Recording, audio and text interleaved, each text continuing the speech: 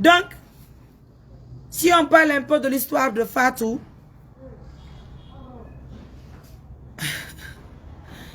déjà, Jennifer, je veux libérer l'antenne. Difficilement que je m'exprime, en fait. Adama, Anna Gloria Goto. Tout fanala.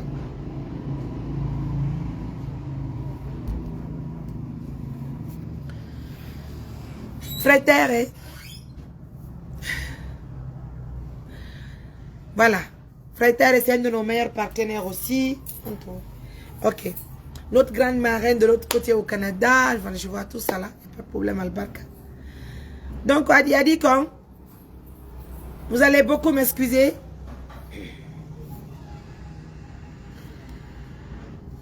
Si on va parler de Fatou, il faut que Artu ba Oseda. Je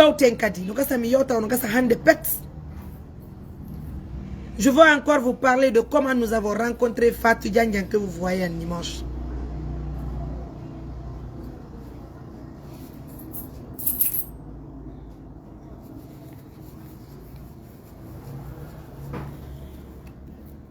Fatou, ko debbo marto ɓiɓɓe ɗiɗo.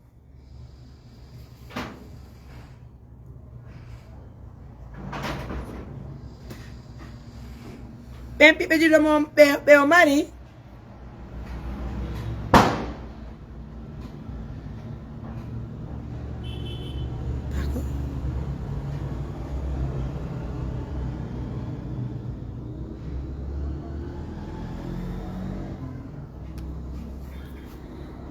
donc nous avons rencontré Fatou à Mamou. Nous avons rencontré Fatou à Mamou et précisément à Almamia. Ko Diono Tilang, Yo Tilang, souffrance Fatou en ce temps, elle pleurait, elle était avec ses deux enfants. Et maintenant ONG 1, ben Ari pour assister Fatou. Ce jour-là, sa situation était vraiment compliquée.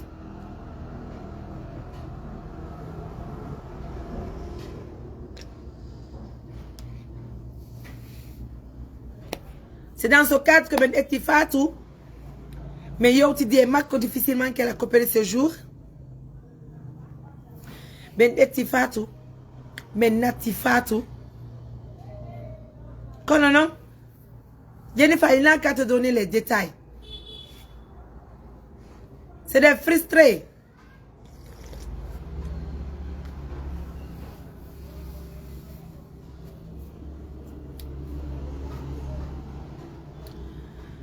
Adama couture woni wadde.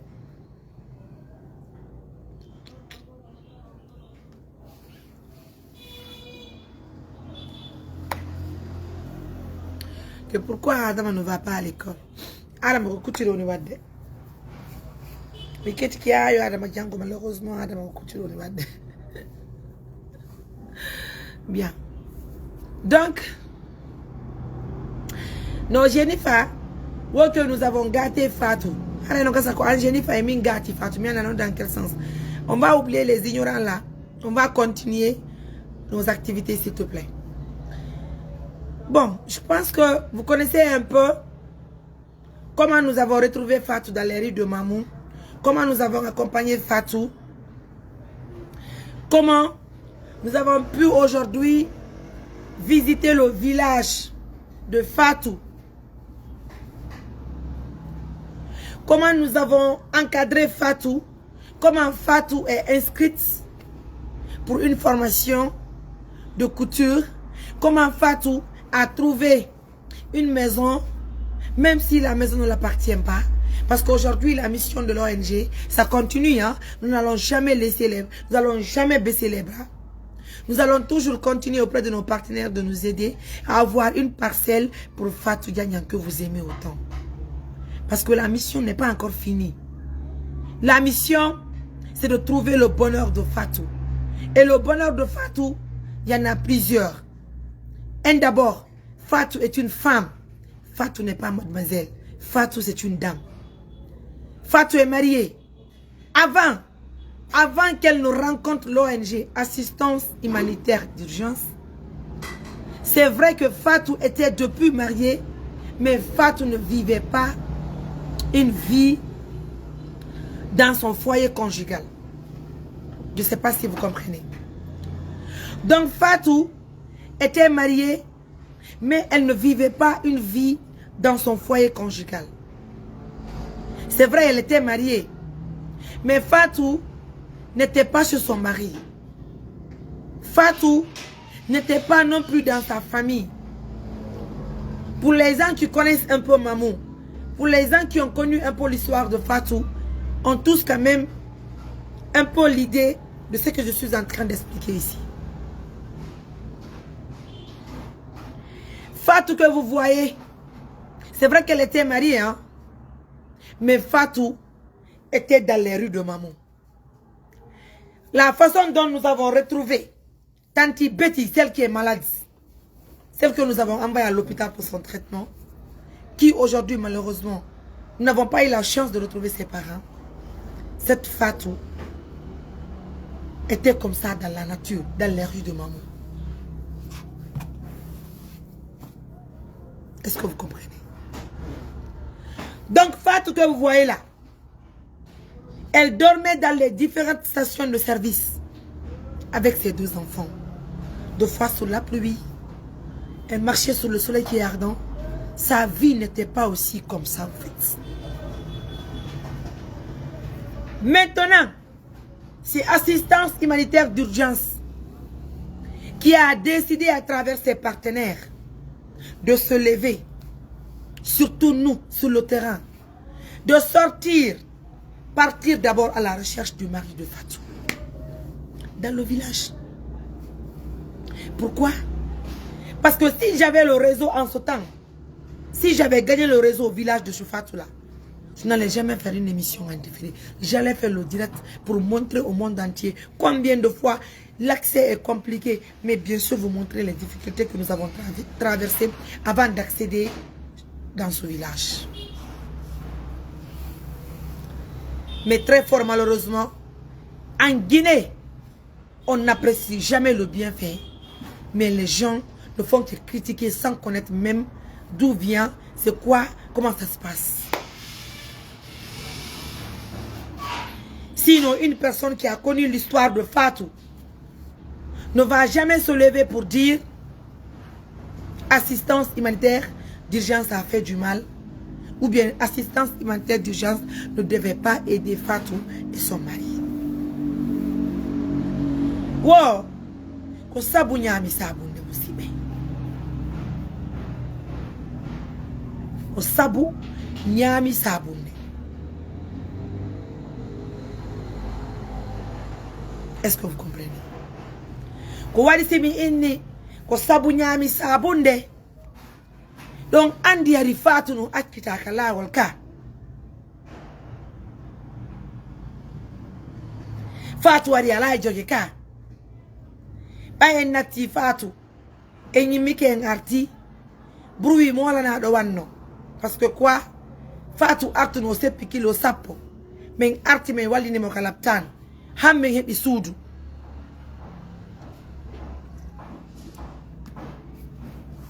est-ce que don famude hari on say wobbe anda Fatou bayande julbe alla be walliye et wawi watugol wadangol Fatou ko wadane mo kon sa vie a changé hay site woni ko bir ko ittude mo kon ka hore lawo jonnude mo suudu. Comment ça va? J'ai vu ta vidéo. Merci pour l'amour. Merci, j'ai beaucoup aimé. Hein? Merci pour le courage que vous nous donnez à longueur de journée. Par contre, il don't say die himbe wonbe arde yalta. Inna golle amen day men duwaka gollugol mameden yersini kaari e kaari mameden bonni Fatou mi anda ko no nyalaji be woni yalugo. Je vous ai longtemps dit en Guinée là, c'est pas facile de travailler en Guinée. Surtout si on accorde de l'importance à certaines personnes qui ne cherchent que du buzz.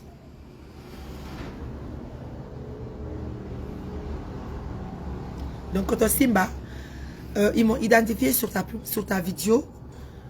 J'ai beaucoup aimé parce que c'est des conseils de responsabilité. Hein. Donc vraiment c'est très responsable. J'ai même vu des gens sur Facebook. Wo mi Mariam mi duwaka ettugol sakumaro mi jonna nene jo mi filma wo nyande mi yawre musiddo mabbe o de nyande nako mi sikki ko kere wo kon Allah ka kon annabi si mi yawre musiddo mon ko ndu wado la wadde piyata lan o yennata lan hay portan o lan plente yade meccam ka sariya mi yalta parce que mi do buri on duwa e barki. C'est que vous ne comprenez pas. Ils ont pour la Djaoudi, je suis d'accord. Mais no bura ma Djaoudi bura mo doa. Faut la me regarder là-haut. Est-ce que vous comprenez? J'ai longtemps expliqué pourquoi nous filmons les choses. Quand on candidat yalti nous donc, moi je vais amener nos nyambu de bouti. Il nous donne mes méritas ballal. Il nous donne mes méritas auto.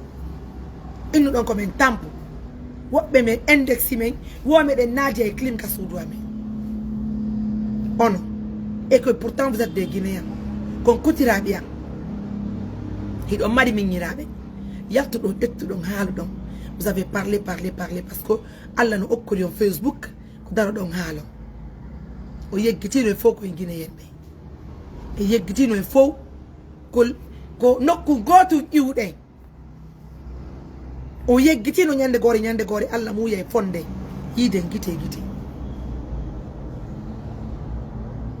hami wadi émission minni faites attention minni Côte d'Ivoire ko kawtal men kono hibe jonni valeur sagata wondo wadde suwa golle amen donc budi la gene kamen. Je vous ai dit, regardez Païkoun Sarr aujourd'hui. Il fait des émissions. Moi, une émission tout entière. Fille aime votre partenaire. Je peux voir l'action parce qu'on a fallu dire. Mais oui, il y a une émission. Ara yauta fi Mariam Touré. Ara ibe andala. Et il n'a himbe ben. Vous avez voir le mot de berene. On andi non. Ko Allah walli ko no buri ko do wallika. O wadi dua.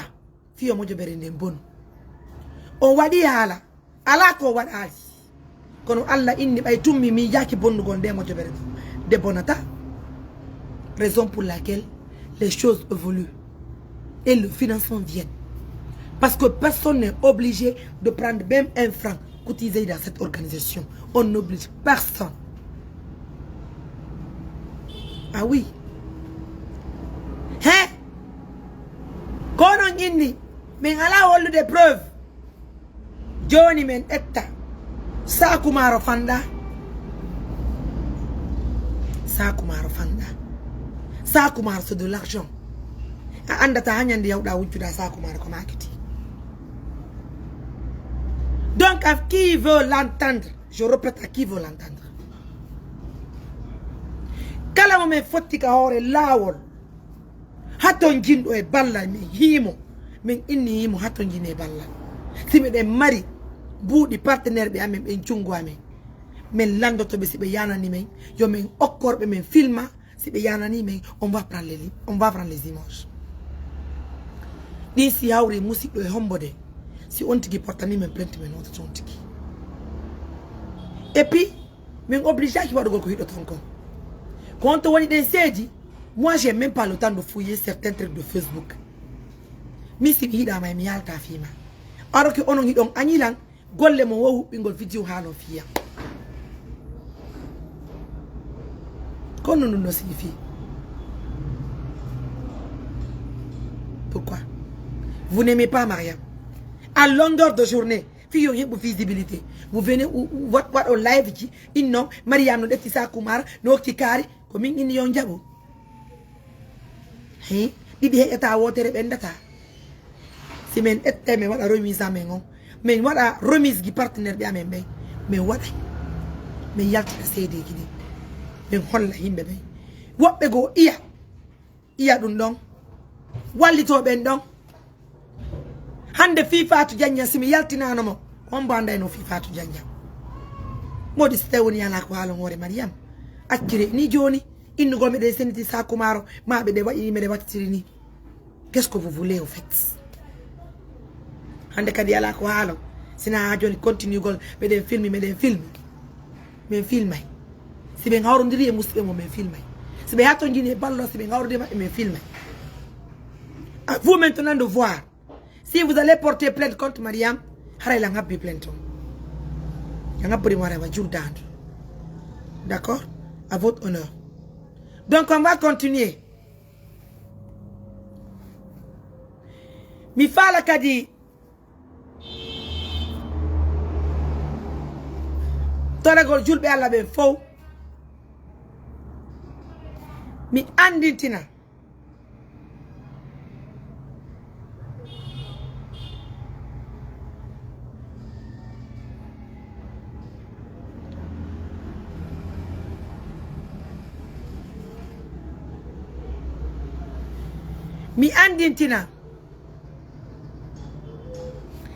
fi Fatou ko Allah woni ko walli Fatou minani to ma lega mela wadde émission adi ok konto wadda ko minu ma ko wadda awa ko heddi ko ngadana lanto ganan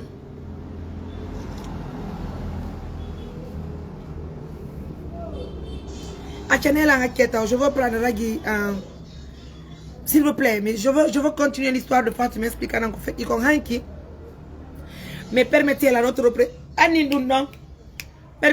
représentant de, pardon, notre envoyé spécial de l'autre côté à Gaïa, m'appelle, je veux la mettre en ligne. Mais donc, assalamu alaikum. Walaikum salam. Nala Tom et Mali, comment a été la mission, comment a été le voyage? Alhamdulillah rabbil alamin. Yotuna jammo jere. Ko leron boyu don labe? Ko 15 heures ko fay men wi labe. Mais 20 heures to ngale men yoti déjà ga yara yata garaka. Taxi yo yitino ler don. E ngo yiltino kade be o winna yanno 0 heures wi lan kambe ka be yotune jammo jere. Ok, andi ono no taki lawo ngon.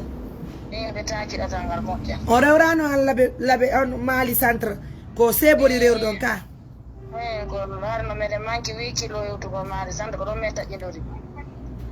Ce matin comment ça se passe à Mali qu'on fait on jami yo alhamdulillah évolution on wadi no wadde mojja kadi golle den no wadde mi ari bimbi do de mi ari mi do jodi ka santi kam ko siwde golle den don fettirde non do wondi do mason bebe e mako ba me foka diwal ga alhamdulillah mission mi wawi na bude ka telegram yon don me wulli lando de piji ko manki ga ko wo ko nyando manki fi jami mengo do birki lanni wow e de hato njine birki wo combien de briques jeden be wulli tun e hebe do kuma be landi to brique ko be do be desia ko be to brique lanni wo ko kente ko butma wo ko punto ko yetti ide hato njini do kadi e do chargement do honno jaare on siko wara ko be chauffeur do be ga attante jaare kono sko labbi wata chargement goto yonay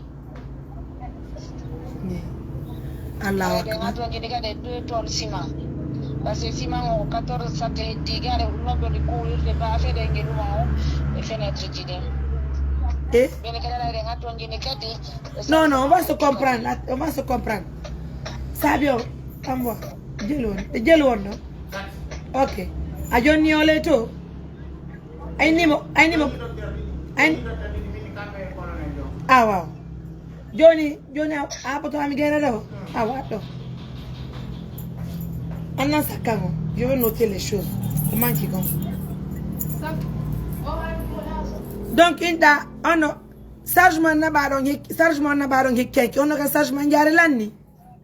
Jarende adda do ko seeda heddi do dum kadi wo be seeda idi woni ye ndin jareni donc 2 millions de francs gene be labi ndin jareni awayna ngi kan dardiri jareni en nabiyare o taw jare darnirama 6 millions jare taw darnirado si beni kadi jare yaw 4 millions hara jare tun darnirama 10 millions ko nyaade ar wosu gande yotara ko sarta man didi wadete e de to andu mo on kadi ami famali de parce que toni ko doni joy siman men darneri jami o men on tayre si 2 tonnes siman beedi ke do haray jami on do darnirama 7 tonnes de siman o dole ko 2 tonnes parce que do mi taw be pulde dum ko 14 sac heddi e be pulde dum aje den to reality fo ga émission fop mi yaltini ye wo birki be fala jelu kadi hambe be batto maître be mi lasso be na maître biriko nane en désignano ko kombe brique arata brique jelo arata dare wani be urgo ko le bidino urgo no jondare 500 ne 500 brique ci ara fi urgo ka tawete awo on tawete gimbangal ka julir on hatti gimbangal hatti maître o gimbangal kono wori ko bettete o ko era so maka e hebata non ko adana 500 briques do 500 briques be jebata déplace gol auto wal itta dum non ton adabe jebata 500 briques jebata déplace gol fi 500 briques pet sina be adorde ñaarendi ay be adorde ñaarendi jonda sewni wa fawde chargement didi njaare kadi chargement didi njaare ko 4 millions non metro ni ñaarendi heddi do ko chargement di do kadi do dino watte se sayara ko so tari do neddude dano ko labi ton euro aso di do ma do na di ro go neddirde Nasiru non vraiment c'est pas possible odore Nasiru ne addirere ona diro na addiri vera ko chargement di fandine ok donc les gens doivent essayer no ubbe ko chargement di fandi ele ko benno be holli men gaya ton joni chargement goto menen ay mamudo siru ka 1,500,000 je comprends pas les gens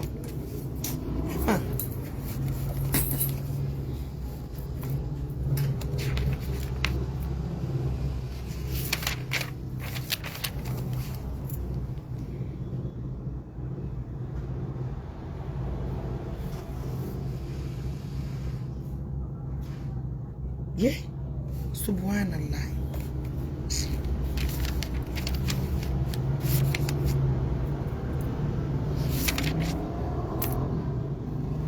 allo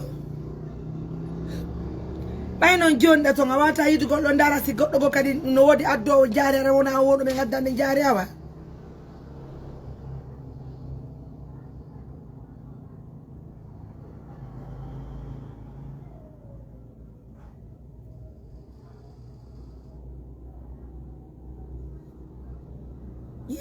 non haray men dernier jami yon ko do wasi million odo jami o buraya 1,80 o buraya 180 millions imaginez-vous ndiare tun 10 millions je comprends pas men nabita chargement tati jaare on dongo landi be landi chargement didi jaare chargement bol me ko 2 millions c'est pas comme ça voyez les choses est-ce woni me yeno ko go darno ko holli men ko no me watta gol dugol le mum. Voyez les difficultés que nous rencontrons sur le terrain. En toute sincérité. Sagement goto njare mal. Haribe ni mento sagement goto itugol ton. E itugol ton, itugol njare ndi labe. Adam mali ko 7 millions. 7 millions sagement goto. Itugol ton adda. C'est compliqué. Wallahi c'est compliqué.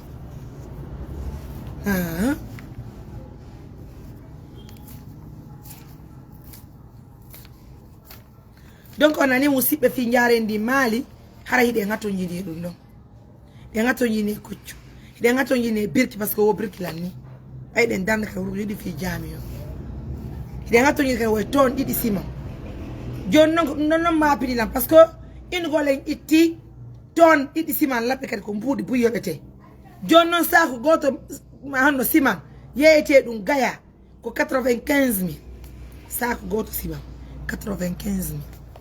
Quatre de lait de toi, vous voulez expliquer en 95 000. C'est compliqué.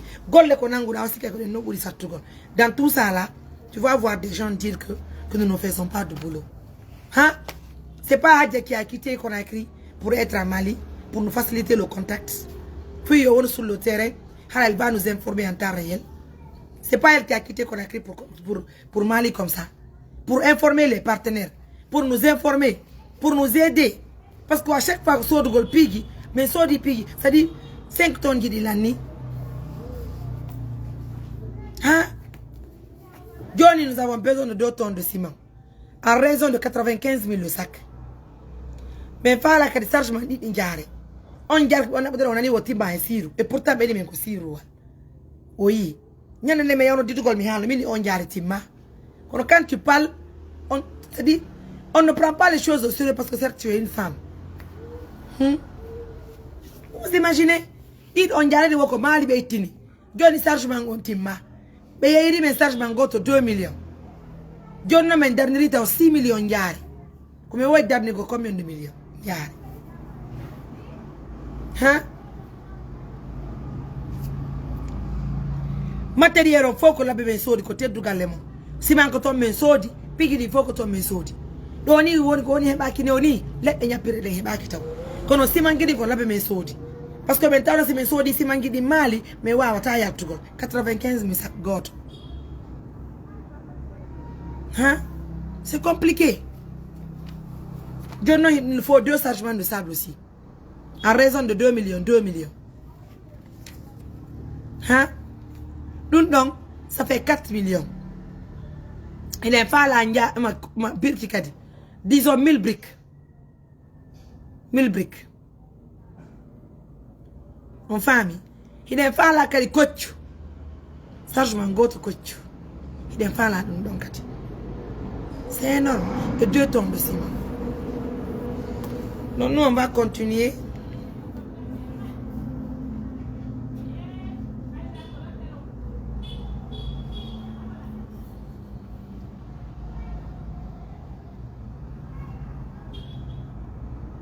C'est 1000 briques, mais oui, dernier go jamais. C'est petit, je ne comprends pas.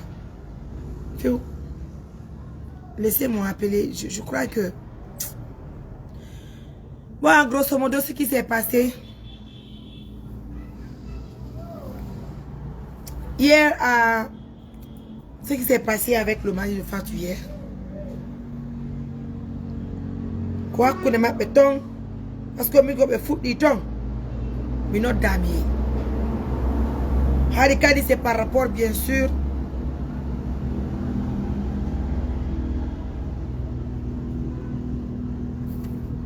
aux filles que vous dit qu'on dit et dépense. Aux filles dépense wadi. Bor ko nyini tiki on kanko de wala défense. Est-ce que vous comprenez? Dans tout ça là, au dé tichonchi ko wala nako ko joniti.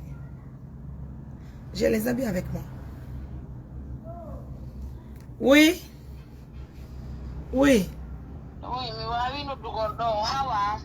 Andi kubene golden oka docteur to como gayaga. Mais nous disons de mais nous mo jondi lango. Mais nous dit dentigi. Mais indi la wo enenge ma ko ko ko ko kambe ne ngata ne jare diga ko bendo wo ya tude ga jare. Awa bino di mi ndori téléphone be ala décroche de no di be gila bi mi téléphone. Andi ngolbe birki no duwa yaade, njaari no duwa yawgol yon ko tudon. Kono halambe don jarendi masombe ni jarendi timma. Mi ala ni go min ni jarendi be ni jarendi ko natene no fandi no bendo ko datal woni ala. Hay datal ala kono primo mo yobi den ko 2 millions mo yobi de chargement goto nyaari. Kala jonno bano be ni datal ala be ko ngata do aronda ko la fi da jonno be wala be joni primo be nati tere wa dai do primo. Parce ya ne timma ko woni arde ko. Joni yo to do e mabbe. Attends, mais yo, tu as dit que 2 500 000. Au 40 millions, 2 millions. Donc. Voilà. Donc, à tout à l'heure. Donc, à ti tu as go à article ko hangi. Modi fatu no karmoa. Bazen bleu jon kanyu mayduma. Donc, chonchi ko modi fatu ko artiri ko in chonchi ko nene ajaw jonni di. Chonchi di mi hendike di. Jori si mi gagne émission do. Mi dette chonchi di. Je vais aller chercher des personnes en ville. Hato njimbe ballal. Ette wallem ben don. Je sais pas si vous comprenez. Wallem ben hato njimbe don ye ballal. Même hier, le mari de Fatou m'a appelé pour savoir ma position, si j'étais à la maison. C'est que déjà, ça prouve qu'il a regretté. Ce matin, c'est lui-même qui m'a réveillé, moi en personne. On va appeler Fatou connaître si son mari lui a appelé ou pas.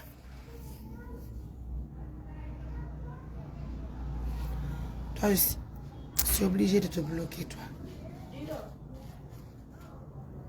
Tout dit. Tu capores. Allô? Oui. Nalato? Hey, no, Otonda? no, pataleza. Ah, maîtresse de Béari? Hey. No hay fi? Hey, nice. Bobole? Ah. Ok. Minni? Modi mano dima?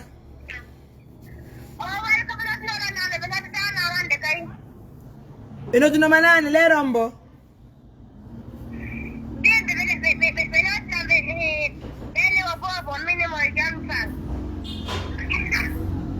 Na?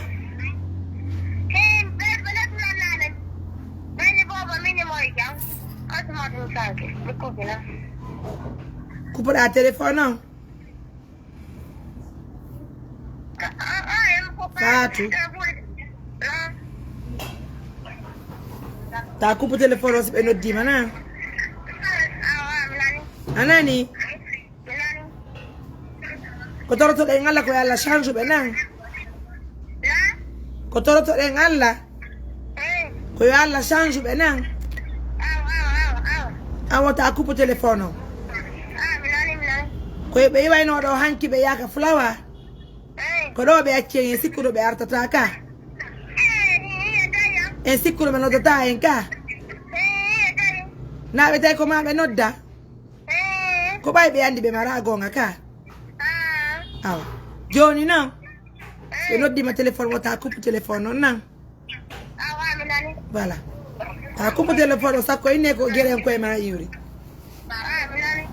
E famo tiri. E jokku golle ma de. Yo alla wawi ne golle ma de. Si woni joni a wawi golle ma de, hara ya laka heɓali. Sa wawi golle ma de joni tela yagal mangal, hara ya laka heɓali. Joni non. Fi moto. Fi moto ma. Joni. Kondu wonde wadde. Kondu wonde wadde moto. Ay kito moto nka edete moto njone modima. Edete didi bana didi.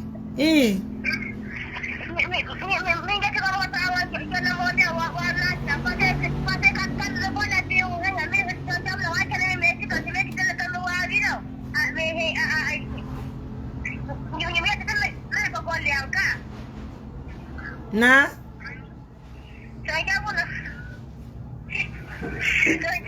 Fatou. Hida andi olerdo ko biwol ma na bande dépense ka. Ko mi won ma na bangol dépense ka. Joni non abbola. O moto ko sorana. Ko fiyo wawu walli torde ma harda gollorde. Hara moto no wallinde recette. No moto no jungwa. Yendike moto nyande paten Fatou. Minni ko dum moto on sodana. ko wulande ɗettugol moto on jonne goɗɗo koko fiwata on tigi murti moto inde joni ɗettu moto on jonne modima a faami joni noon sa ekkitike moto on a wawi a yaari moto on golle andi ara ya joni fi probléme dépense no causi par ce que modima o décide o liɓata dépense kidi en anda noon fi balɗe nayi ɗen joni so tawi woni o arti ɗo so continue a liɓugol fi balɗe nayi par ce que ɗum woni objectif on koyo walli o liɓa dépense kiɗi ñande balɗe nayi makko le o liɓanama dépense fi balɗe nayi dire ami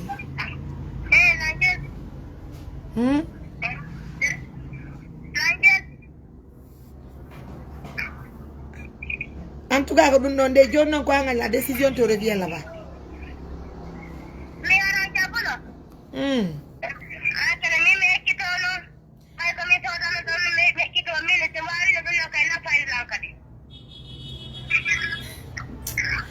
joni noon fi dépense ɗi warre honno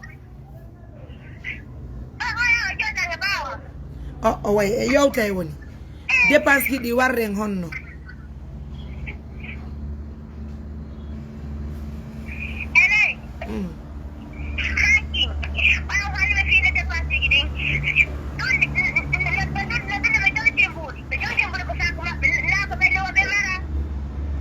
joni noon ɓe mara on moto ɗon e wawata noon joni wadde fiya heɓu ɗon kadi dépense ki maɗi haraɗa ekkitorde golle ma par ce que mi yiɗa kita golle maɗe debbo ko siɗo mari golle si o wona indépendante si a wawi golle maɗe wona wa suga maîtresse ma ɗon hande maîtresse ma ɗon hunde ko ɗalnoto goɗɗo ala hande ayi ha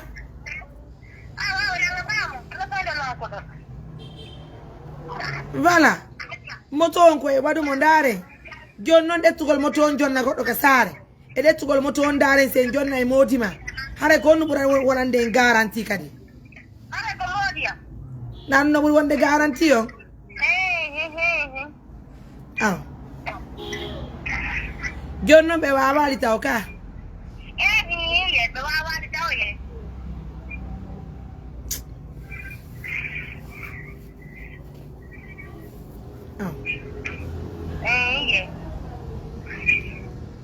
ok en tout cas je vais faire l'émission joni miɗo wadde l'émission mi dara si je veux libérer l'antenne je veux et puis je vais voir avec les partenaires même si ɓe fini joni qu'est-ce qu'il y a lieu de faire Salla joni Fatou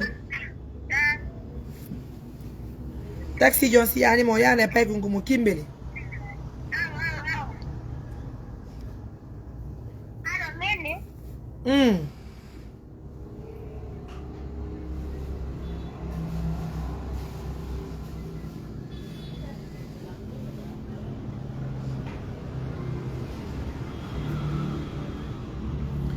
na roɓe acciyemɓe yeehi roɓe acciyemɓe yeehi ka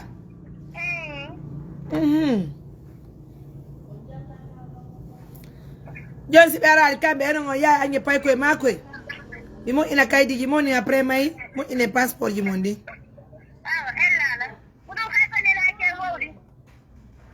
warre noon joni si Allah jaɓi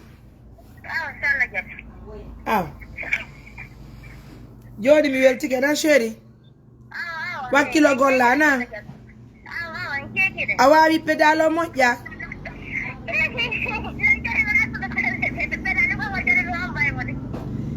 hombo woni hombugol a hombude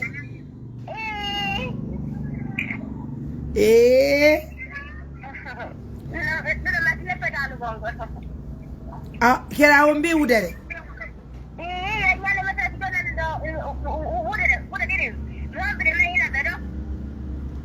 maîtresse no ɗon a cibilan ɗo maîtresse ɗum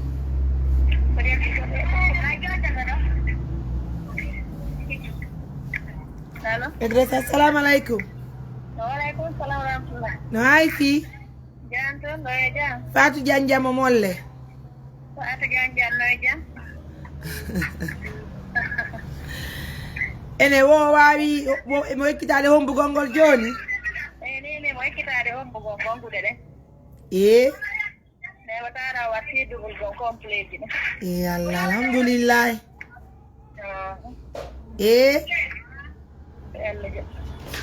Allah moƴƴini ne joni pédalo mettanamo Pedal gongol mettanamo joni.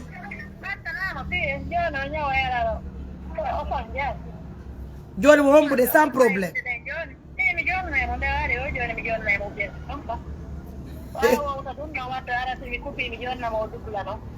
Yalla. Maîtresse yo ani teñande Fatou Janjang. Ani teñande Fatou Janjang. Fuɗɗi ñogol complet. Eh.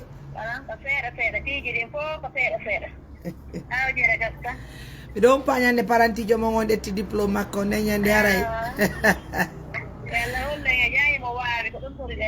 Albarka na. Merci. Bye bye. Fatou.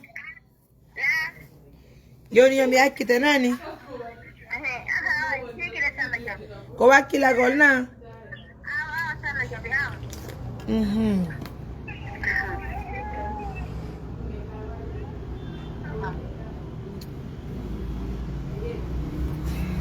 Fatou dero do hakkite ko kankri moto. Wakkito moto. Na yaade joni. Mi waɗa ɗum ɗo e poore. O basin ko 700 millieji. O ɗo basin men jaɓɓude. On va donner ça au musée ou bien à un grand imam. Madou alde be miskina be hebanta hore mu.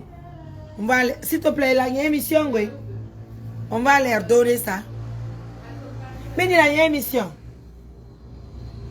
Donc on va leur donner ça inchallah. Maintenant on va to ñine balal. En fait, c'est tout gal.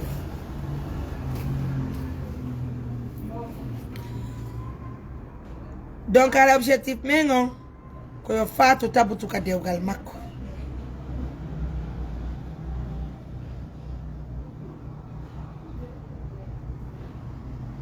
Non?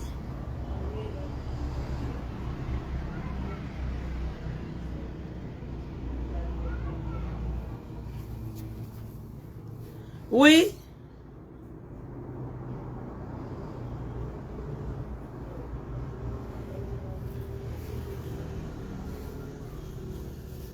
Oui. Madame, oui, vous m'avez appelé. Miandi?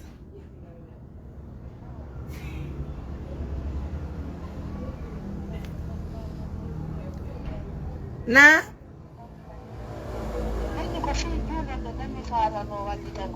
Ok. Kon fallo walito de jamio.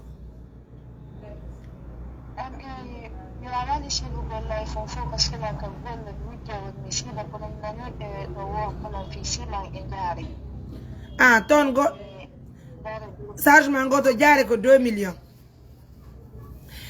Sargement ko tion ko 1 million. Saku goto siba ko 95 000 ko gayaton. Ba inu go len déplacer do kadi sargement ton idi kadi yen tidum kadi laben addi ko transport mola na do non. Ay non ko ole robe ato ngine siman ngidi. Jon non sen calcul do 95 000 siman no. Ton goto dum ko jël.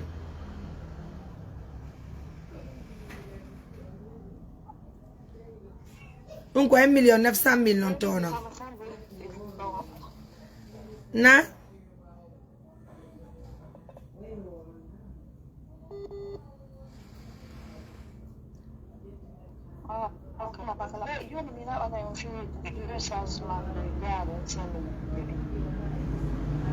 Jono na bay on a des 4 millions di fisargement di ndiare o.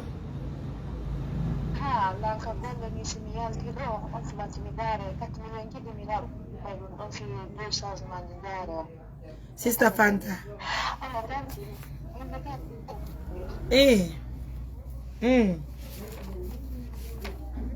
La nande oui. Oui.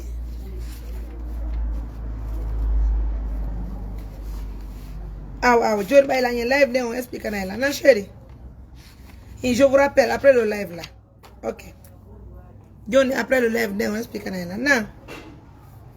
Johnny, on y a 2 chargements diaires, on Johnny, on sort d'un donné.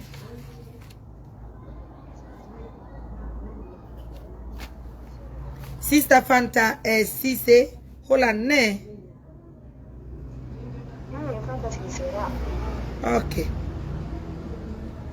Albarka nani? Barkallah. On jarama buy albarka.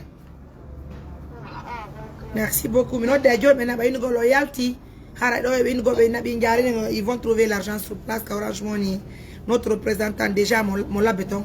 Mon mali mon kajami on darne gollo.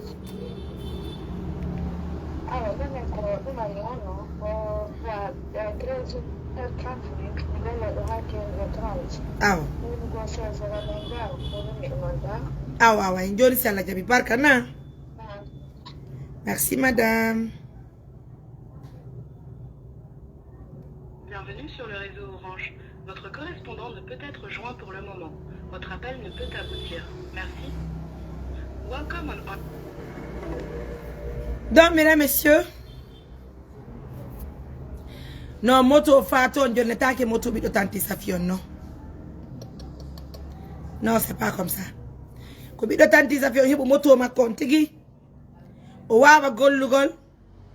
On est à 30 000 di kanka de jonna fi dépense tanti safion tok. On dara no jombira. Bengo mako danko nene mako modi biro mako. Ko do objectif. Moto fato, on va trouver solution par là. Oyi musibe importance wat gol émission holla faaleji ONG on. Na joni mi nodi do représentant amen on ton mo labe mo mali. O yewti en fi ko manji gon ka julirde. Sister Fantasy c'est de la Hollande. O de tu charge fi les 2 chargements de sable. Comment tu gon ka julirde. Ça fait 4 millions. Qu'Allah vous paye. C'est des gens pareils. Allô? Donc Johnny ko halden ka émission do. Partenaire de mon Hollande Sister Fantasy c'est. D'ici 16 heures je vais t'envoyer les 4 millions fi sagement di ndiare. Mina bay déjà ka numéro ya notu mutungo na ba sagement di jare. Ndono mene Eh. me fudike yewtude. Mi hollibe. Ko wonde do ko fi suudu Allah wonde. Be andi bay be yawna nyane di gongo. Be andi. Be landi ke la minimi miro ga ha jami won kasa fi rawne. Minimi haw jami inni be. Si tay woni hibe andi hibe yobinde e. Coggu sarjement be andi be alati mende sarjement be reconnaissy wo ko datanga woni mo yajipango go ko fello. Mini jonno bara ko fi wallindira. Mini so yeyi me fi coggu timmu dum addi fi ko timma. Mini ala don andi don duwaka.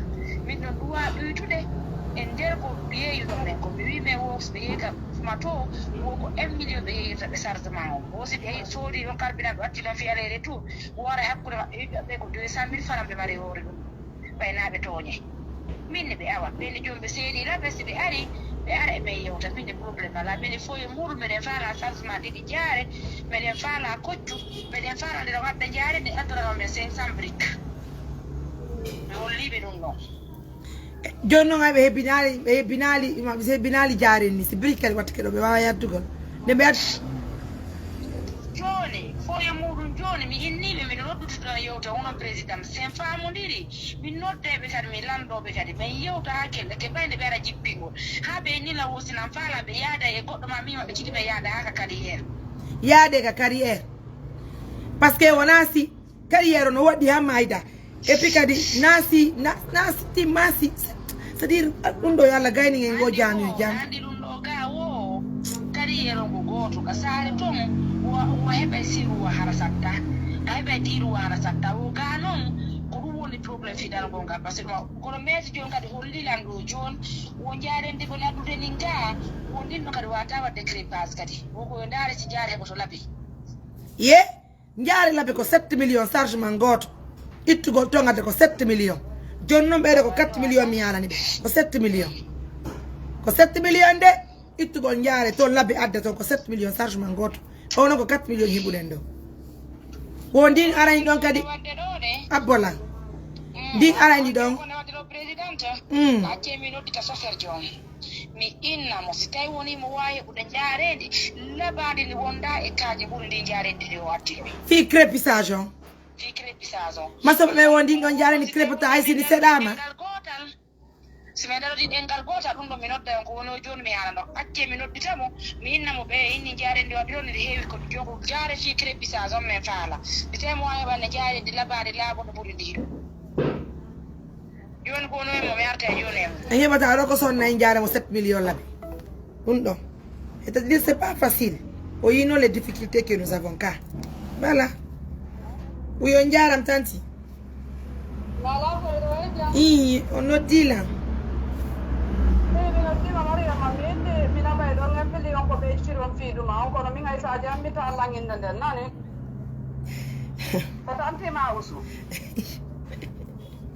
awa tanti Ousmane lañi émission hay komi noddi on ɗo gasi mi coupi probléme ala o humpitade ɓe ñagara ɓe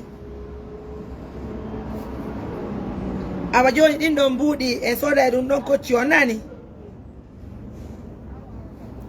on jarama albarka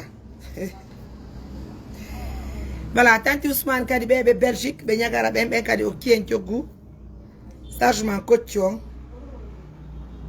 vraiment nos partenaires sont wow frère Tare il faut envoyer pour les trucs de peinture là nani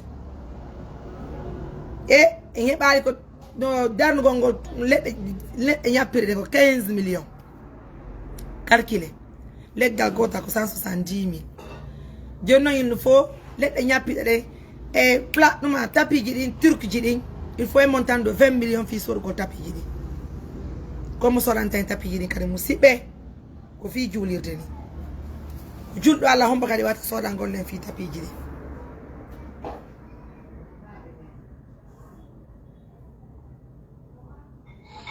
hara mi fala andude o yaset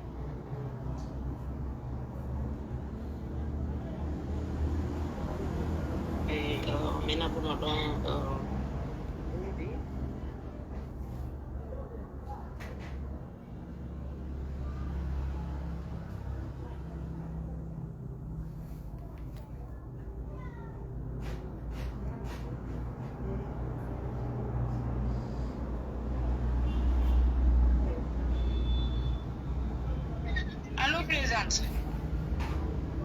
oui allo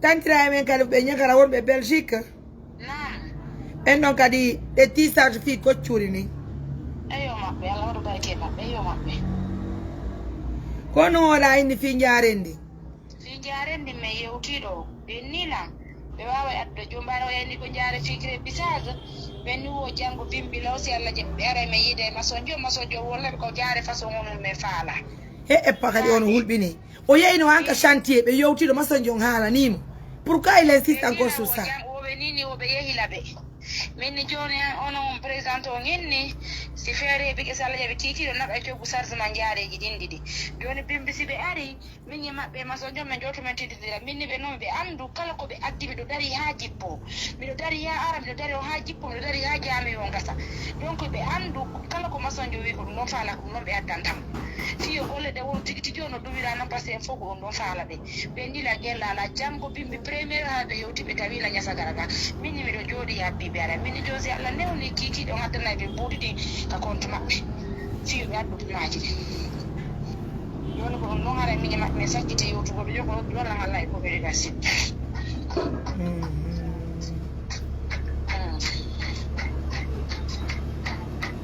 nonmi awa ɓena noonmi kala mi présidente ame min yewtude ɗo miɗo awde ɗon joni noon ɓe hande noon ɓe mari koɓe golira taw siman nalanni siman no heddi 14 sac ɓe kuulude ni ɗiɗi haɓɓude planche jeɗen ndaare tunga vidéo ko mi naɓi ɗo mi haɓɓude planche jeɗen fi waɗugol fi ɗuma o fi kuulugol fi ɗuma on no baafe ɗen e fi kuulugol ɗuma on ni fi ɗuma on fenêtre ji ɗen ɗum ɗo mi naɓani on goyga vidéo fof no yaltitono fof ɗum ɗo no heddi 14 sac ɗum ɗon woni kuulude ɗum ɗo fof koɓe préveni tan ko fiita lanno fele daro kono ko birdi o woni ko gunto e koye flottude noon kadi no yaltiti fof ka vidéo mais est ce que noon a haalani ene nder ɓenɗo fof maali fof ko ɓen tumari camion yayngal gaya ɓe nina wo ko ɓen ɗon jogitini wongal gollude mi Je. landi noon kadi ɓeeɗa kadi mi landike ɓe ka mini ɓe nda ɓe firstanan ɓe anda a faami ɓen o buygano ɗo gaga hara ko labbe ɓe ittata ɓe abda faami joni foye mum kala no ɓurde landade ka par ce que ɓen mi landiro kaka ɓen noddino noon mini ɓe habbo ɓe président mais ayi c'est dans l'urgence parce que ko fi birki yere c'est dans l'urgence oui pigidi c'est dans l'urgence joni noon so tawi woni galɗo camion wa tout woni toon fof comment faire joni miɗo landade mi kawi ɗo fesutude gata miɗo landade mi landike ɗo ɗiɗo woɓe kono ɗo tirano ganas komi landiri konko fiiɗo ɓe noddirlan hay soko wonɗo waɗen ka téléphone taw awa joni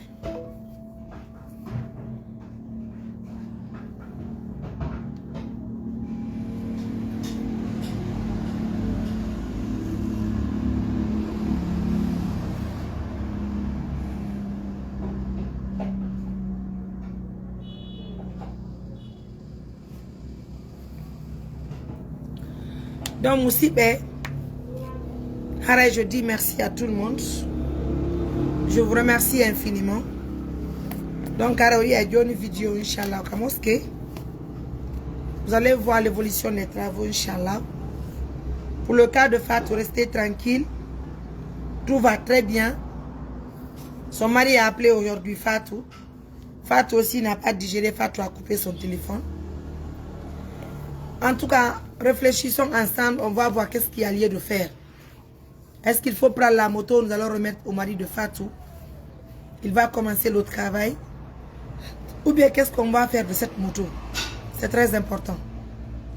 Haraïka dit par rapport à la mosquée de Nyasagala. Oui, il y a un peu de bruit. Il y a pas aussi 4 millions moins de 200 000. C'est-à-dire 3 millions 800 000 tonnes d'indidi. Kodung haurata. Simango. Ko ben non kadi woni addu ben non kano yedi simanton. 4 millions. Ko 3 millions 800 000 2 tonnes de ciment. Hara nyebi do fi njaare ni stay woni njaare ni yuri mali. Sina ngara ya fi njaare no mankiere 3 millions fi ngitu njaare ndi labe addendi mali. C'est woni darugol julirde ma darugol goddum mali gaya comment itte njaare ala be chargement ko mo 7 millions haray mi fa mali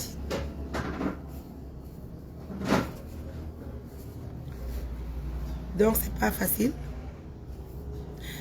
Merci à tout le monde. Barka donc andi consulateur Fatou on na consulateur dum wadde ko wada ma feji makko li wadde. Oui. Ko ben addi frigo mais fami dum donc wata wadde bisab hatta non goddo mo walli mo labani mo frigo on consulateur mo yo hara o way wadde bisab donc ay ko hande be hebi consulateur me habale mo hande bisab jinyango mi yami hollamo do habbi don bisab jinyango soda dum non soda glace dum tusku hara o nabore ka tali on kado heba cioggu bi der nan goddo jonna si hande do joni consulateur do mojugo e moja koy si tu as un montant de 2 millions à Sodé. On a un idée, si d'après tout son comportement, nous voulons donner la moto. Communique que je veux parler avec les partenaires. C'est les partenaires qui vont dire, Marie, on prend la moto, tu lui donnes, ou bien ne prends pas la moto, ne donne pas la moto. Comprenez ce que je dis. Eh Allah. Tandis que tu n'as la ton. N'a la ton, mais France, ben, ne jam. Jam tum pay koy koy defo ibe jam alhamdulillah wala de no waxtade awa di courage mi nodda mi yang an joni mi nela mo don e ma dawna bante don em montamo 1 million ko beedi ton ko jami una awa wara yon en montamo 1 million don ara en fuddoto joni dum don awa simanji di parce que de hatto ni 2 tonnes de ciment simanji din ko arta ko 3 millions 800 000. Joni mi hala na ko na ban telo 1 million 500 bietto mo yona ko 1 million 500 beedi ton ko simanji sa tan kayatu France albarka mo na chéri barka ma de merci di courage oui altike albarka nani e ngal do non jami men ngon gayande no wudditede mi invité partenaire be am buy be ala do waron daron golle den si Allah jabi inshallah rabbi yalla ni tawna e jam wallahi aran coupa bieji mon non aron tawdo udutugol jami yonka meden Nyasagala c'est très important. Allah on jabi inshallah walla newn tawna en janjo Allah newna ni kadi wat buri golle do harabu fi Allah ya rabbi newna en fo Allahumma amin albarka barka nani barka nena jabrixel do la ngandi si Allah jabe ko pay bié mabbe on beara donc j'aimerais voir mes tantes de valeur qui vont venir vraiment tawde si tay woni en gayni darnugol de juri de mere e jammo ere haray meɗen toɗi ballal mo be moɗo heɓɗo feere ko wontiri yo ar tawde nde moƴƴere iyen golleji ko wonɗe wadde kon sur le terrain haray no moƴƴani en fo meɗen tengede to jaara ala toon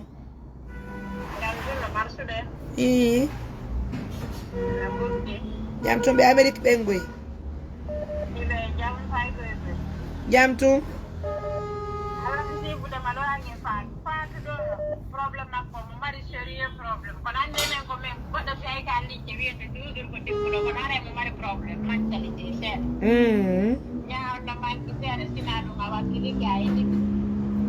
awa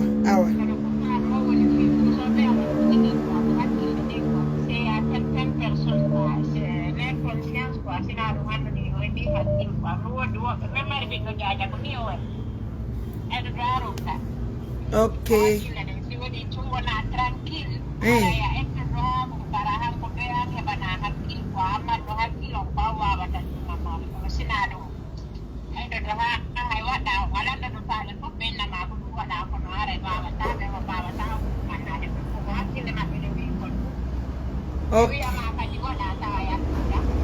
awa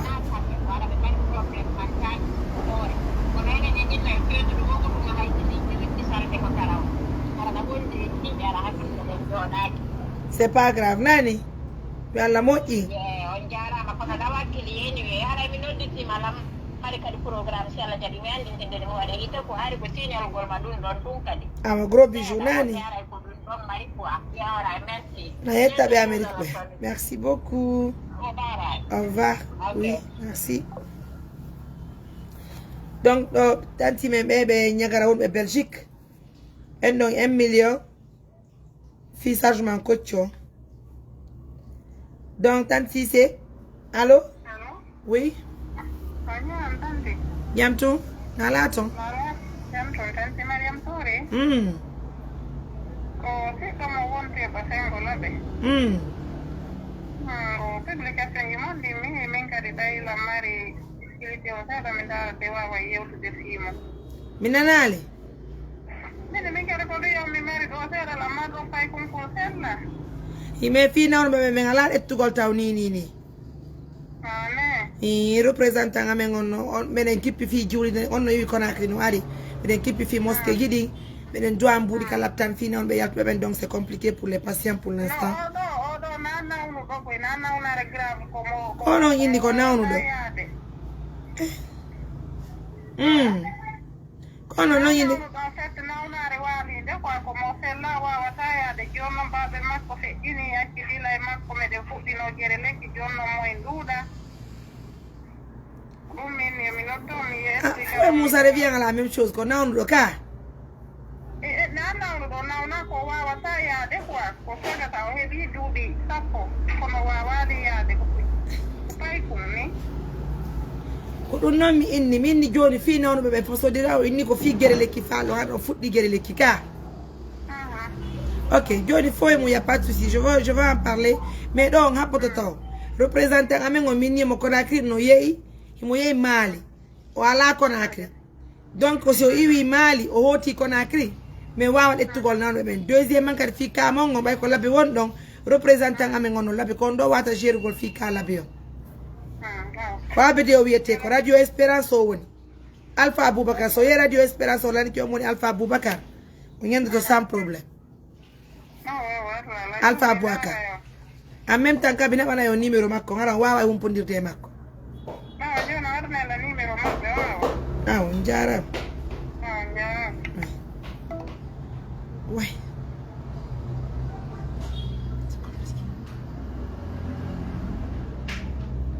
ye miñam Fatou heɓali ay 12 ans miñam Fatou ko payku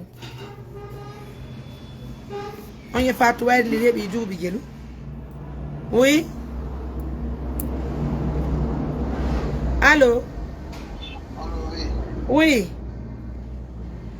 non, apparemment j'ai suivi la vidéo, c'est comme si j'ai pris ma réponse dedans parce que vous avez dit ne prenez pas les malades maintenant là. En toute sincérité, parce que notre représentant, elle est en déplacement, elle est en mission et actuellement elle se trouve à Gaïa. Donc c'est pas une chose qui est facile, c'est pas C'est pas un refus, mais voilà. C'est que nous sommes vraiment submergés avec les activités. Bon, il n'y a pas de problème. Moi, sur votre numéro là, je vous ai laissé un écrit dans WhatsApp. À tout moment que vous allez prendre les gens, et pensez à ça, quoi. Il n'y a pas de souci. Je verrai, Inch'Allah, juste après cette émission, je vais revoir mon numéro WhatsApp. Voilà. Je vous ai laissé là-bas, il y a un bon moment comme ça, quand même. Je vais revoir ça, Inch'Allah. Merci beaucoup. Merci. Allez, bonne santé, au revoir.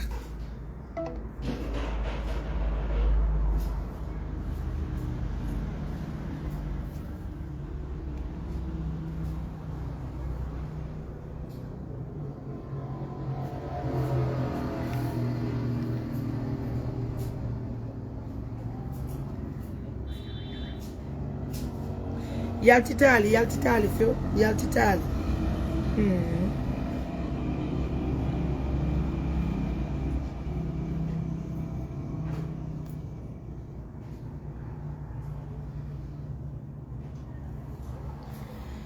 Non, musibe arayi de weltondirani Mourad moƴƴuru déjà vous savez haray en fo moɗon joni ɗe tora balla fiye wawlanta ko jaami on ko heɓuɗo feere sodangol en tapiji ɗi weƴƴitugo ka juulirde heɓuɗo feere okkugol ndiyan jaami on surtout ndiyan nan kadi c'est très important heɓugol kadi okkugol kadi fe surtout ka leɗɗe ñappiɗa ɗe garani meɗen hattoñiɗi mo moƴƴa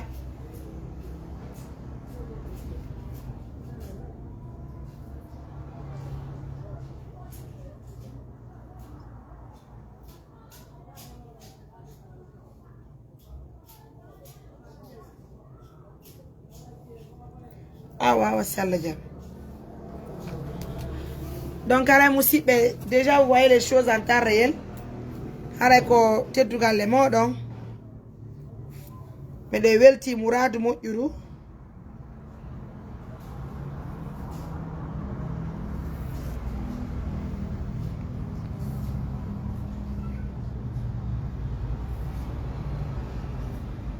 Partagez-moi la vidéo, continuez à partager la vidéo, c'est très important. Aray, notre représentant est déjà arrivé à Mali.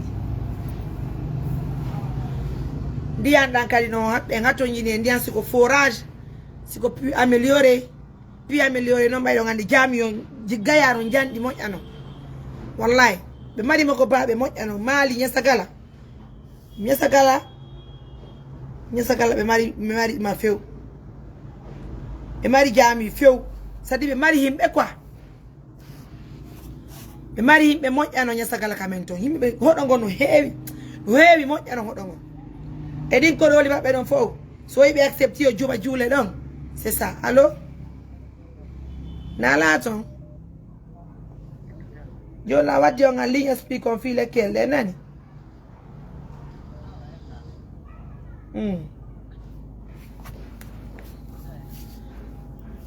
donc musibe ala ko teddugal le mono mi holliri on ni so ko fi jule est ko fi ndiyan hebu don forage ma pu améliorer harabe den forage non bude moƴƴugol ar ko moƴƴanon kadi bay kala waddo forage e nden juulide don unko be juulata don cuma e gon ko hodo go mi hi don ko fello woni ka mabbe wallahi nyande be nyande goddo saldi gorde dan diyan don juula ko baraji wotani on tigi musibe ah oui c'est énorme en toute sincérité que c'est énorme bayani mo ben tappa kilo jeddi jeego jeddi sibe hewta fi yago juulugol juma. Donc, comme il est difficilement, moi, my market, alaji badru, walu no me moya, fi no me wawa didirgol, market, alaji soare kamede Mali, before be impliqué, et les communal, et non animé du galawad, une délégation, mais yé men didi jami yo. Donc, ande, alhamdulillah, rabbil alamina, on y a évolution jami, on joni, haray no mot ino laba.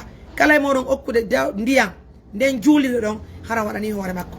Ante forage jami tawata salli gorte harango ngarabi ko sadaka ilo wono musibe jonno la wondi do e tantira e mede wonu be Europe tanti e serbe kan walliti mo jobere men de moƴƴa haray be addande lekkele e kamede lagine ga e wawa jentade be bayaray do 2000 personnes ka ligne do plus de 2000 personnes haray wawa jentade ndaren lekkele den kadi kambe tibe adde lekkele den anden honno hutoto de lekkele me expliquer de plus.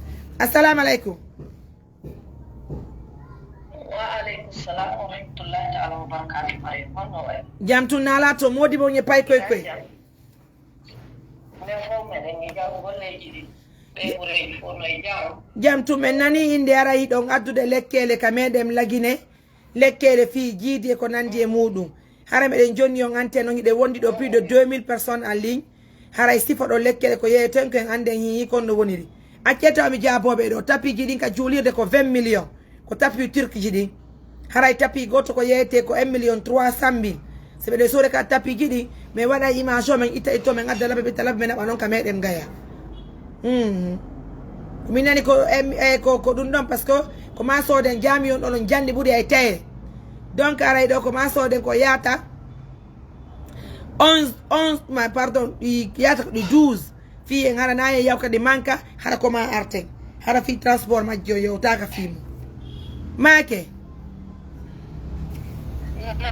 Senye bi kadi 55 millions wawi wadde forage on ton no wodi yamma ko pompe manuel on hi miɗo jenti tante satu ko min kam oui mbeɗe mari lekkele jiiɗi fi doyiɗo e suttiɗo si tawi ko kumpuɗo ngiri noon soñji fi jiiɗi no woodi si tawi kadi ko suttiɗo on tum soñji haray no woodi mbeɗe mari lekkele asthmatique mbeɗe mari lekki muusu ƴiye mbeɗe mari lekki muusu muuro ɗum ko ɓeynata ɗum ko imoɓoy yaltayi ɗum e ko nanditata e ɗum haray yoɓe contact men mbeɗe jogii lekkele wonduɗe e nafa ine nafude jama o aduna o fof mbeɗe gollude yimɓe ɓe hay Amérique eromo nga fawɗo ha Afrique ɗi fawɗo siɓe contactiɓe haray ɓe wawa e yeggade haray ko lekkele porto lekkele français e lekkele allemand ɓe goni gollirde arana lekki ɓare haray ɓe contactumen ɓe hendotomen lekkele amen ɗen no wondi nafoore inchallah fuɗɗite lekkele ino ko lekki on ñon ɗum mbeɗe mari lekki jiili fi duyiɗo e suttiɗo mbeɗe mari lekki hémorroïde mbeɗe mari lekki asthmatique ɗum ko nawnaare ƴeegol jubbol mbeɗe mari lekki muusu ƴiye romantisé mbeɗe mari lekki gastrique so tawi on tigi no mari gastrique mbeɗe mari lekki mo aɗa ɗum ɗo fof no wuuti lekki jiidi on noon ko ono ñon ɗum kadi ɗum ɗon sifane men ɗum ɗon lekki jiidi on so tawi woni ko kamɓe ɗiɗo no woni mara fayɓe haray men jonnayɓe ɓe ƴetta siko debbon ɗum woni mara ɓiɗɗo gorkon no mari ɓiɗɗo haray men ñawta e debbo o haray ɓe kuuti haray ɓe contact ɗumen eyyi numéro ji ko ɓe wawata noddugol ngol fi ɗi lekkele ko honno joni aɓe min dittana on ɗiɗon ɗi fof majji min naɓuno ɗi ka whatsapp ma mi anda sa yimɓe ɗo ɗen e live an ɗo eɗen e live makane yimɓe ɓe nous sommes avec plus de 2000 personnes en ligne koye mako ɗo jamaki ɗi falto ok awa habba min dittaɗi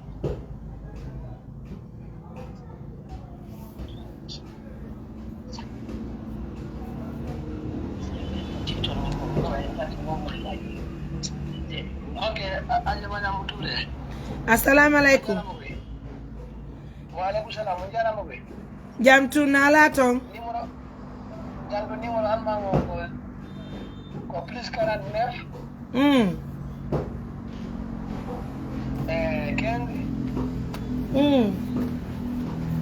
29 pardon 21 pardon 15 21 fuɗɗite numéro yo anko yon dittora yimɓe ɓen ɓe faamay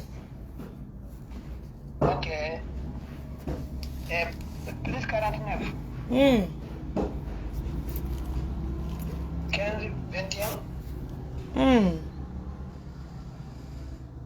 29 on waɗi 29 on yaale tumi ɓe no nande ko kane rémission wonde ni ko ton jimɓe lekkele gara ɓe wawa noddugol numéro ji ɗin adanan big pardon fuɗɗite numéro o ye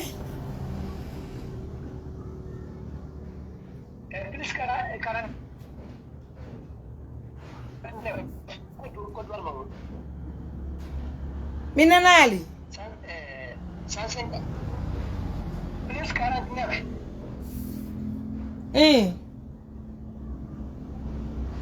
152 12 99 68 41 e non kadi ok numero la gineo yawe sera mi meno patienti numero la gineo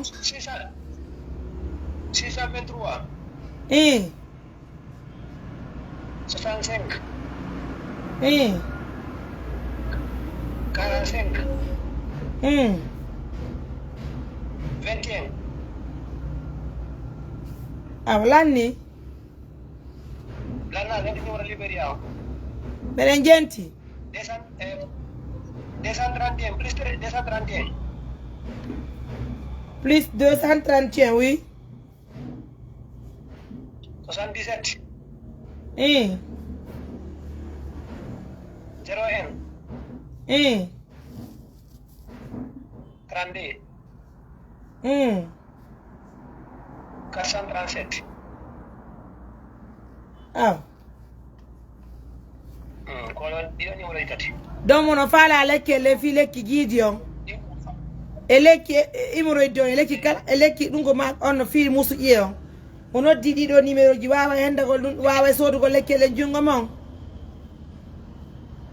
kala ko ndi falira so ko Somalia woni o hendoto har ko Somalia fawto ma Syria o hendoto imoro je foti wadi WhatsApp ok tan desata mono fala noon kadi fi lekki gidion uma mono fala lekki ara ko fi siwtaɓe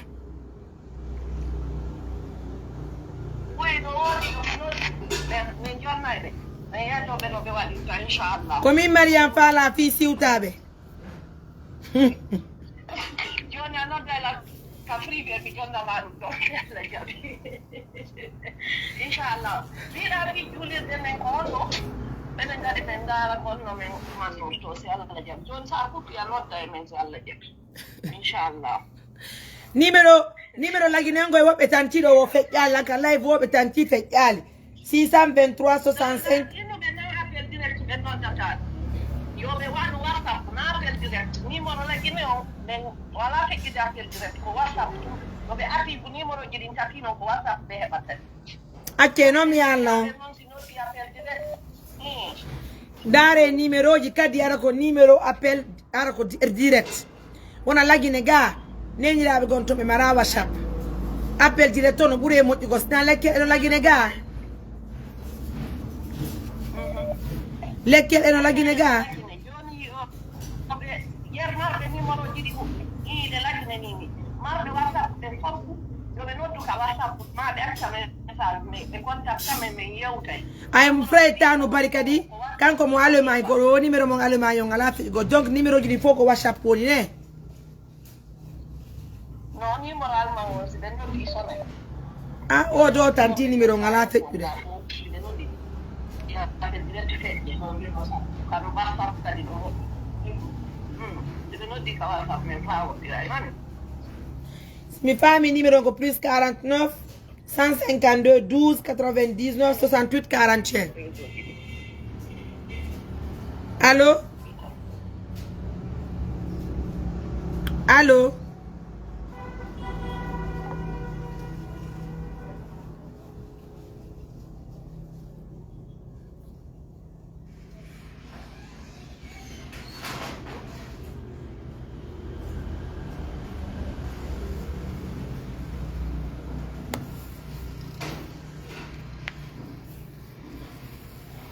donc numéro ko ɓe jonni en kon ɗo ko plus 49 152 12 99 68 41 lagine 623 65 45 21 plus 231 77 01 32 437 ce sont les numéros qui sont là mono faala heɓugol boobo sa yiidi e ɓeeɗo ɓe noddite tun lekkele maɓɓe ɗen ko Allemagne to woni iwgol c'est très efficace min noon mbiyon liɓe Engallo ko siuta be mi fala. Siuta be. Hara ko mi bamboya. Mi liggioya.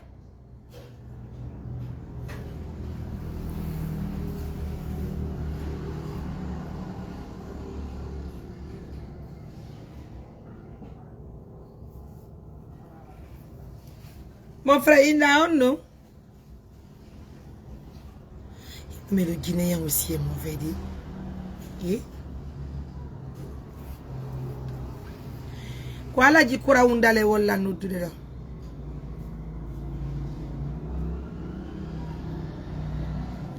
Oui, oui, c'est bon, moi, Madame Kadija. Notre délanka WhatsApp, non? Voilà, dit koura undale wala nous tout de là. Ami bari umpita de madei. Ya fa chéri. Nous connaissons le programme Fatou.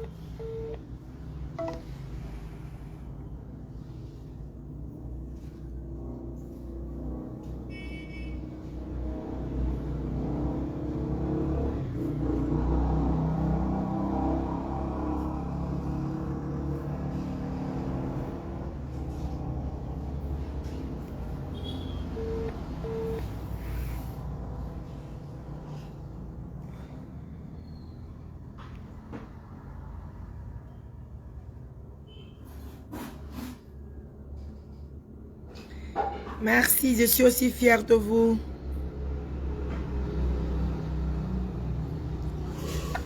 Allô?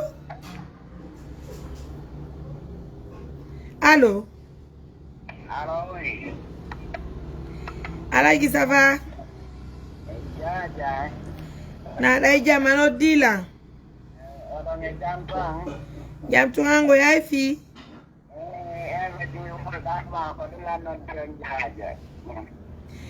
Wala yu gonga ma abide ay no ye kan kalimale o arti. O yidi. Warno ganki kekire. O yidu no.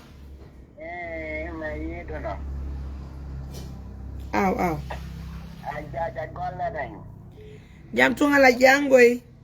Alhamdulillah. Kono kami men wonda ben ko ne jam tuang. Jam tung. Ya wonda jaja. La mamu. Ada mamu ne.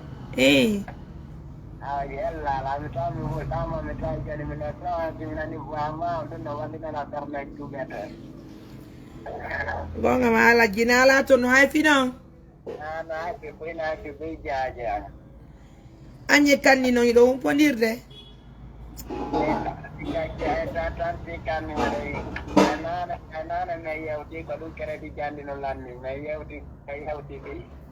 Anyombo. Ah, ok. Ah, ok. O yotu na ko no yotu don. On famo diri ka jori o famille on famo dira. Ini ko ni dai kan ko wajen mo hedi en jodi. Joni kan ko hedi en. Ni mo ta mo la ngata da numero base makko. Makko jogi ngal ko. Nah. Minanali. Me eno na jaja makko yo en na numero base makko woni manda ko na joni yali taw. Okay.